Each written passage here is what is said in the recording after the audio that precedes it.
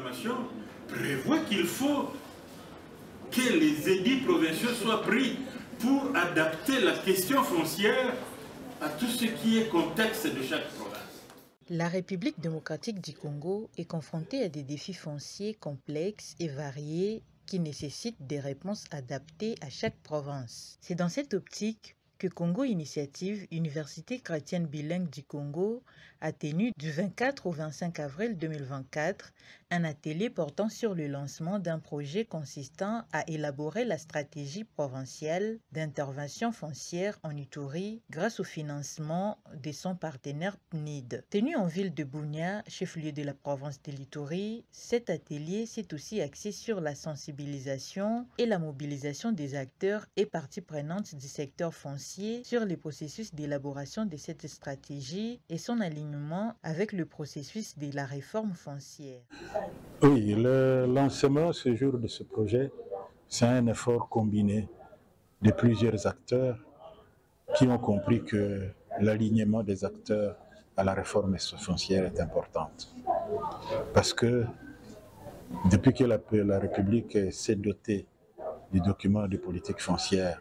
à partir d'avril de l'année 2022, ce document nous donne de grandes orientations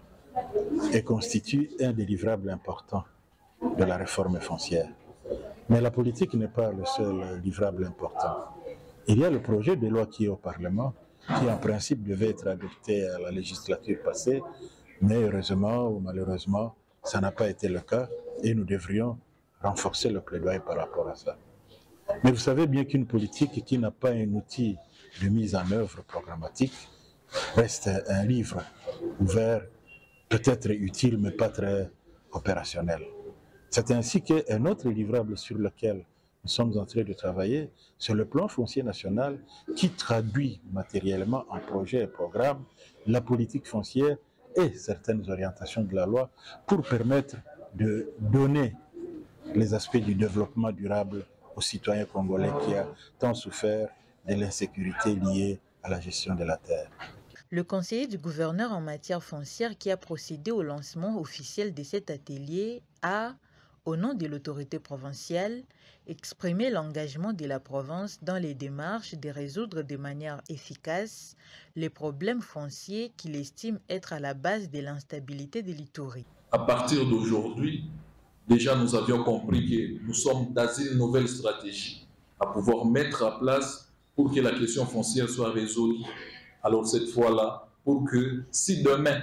l'on parlera de l'Ituri, mais qu'on cite d'autres problèmes que les fonciers. Donc ça veut dire que nous avons tout intérêt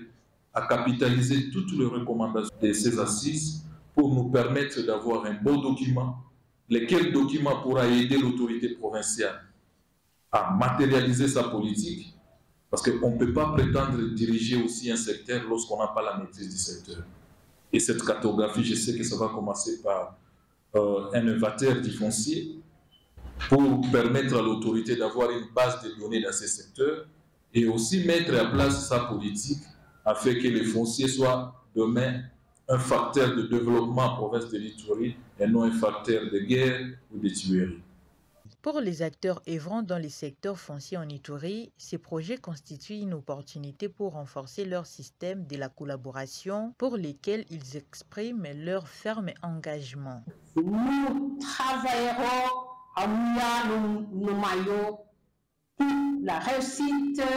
de ces projets. Nous allons apporter nos expertises à la CONAREF Ituri dans l'appui avec des stratégies opérationnelles que nous avons pour que ce projet soit un projet qui va aider réellement notre province et que les impacts de ces projets soient significatifs. Durant les 10 mois de sa mise en œuvre, ce projet dotera la province de l'Ituri d'une politique publique provinciale intégrée en matière d'intervention foncière, aménagement du territoire et développement durable en alignement avec le processus de la réforme foncière nationale, notamment dans sa phase de 2 liée à la déclinaison du processus au niveau des provinces.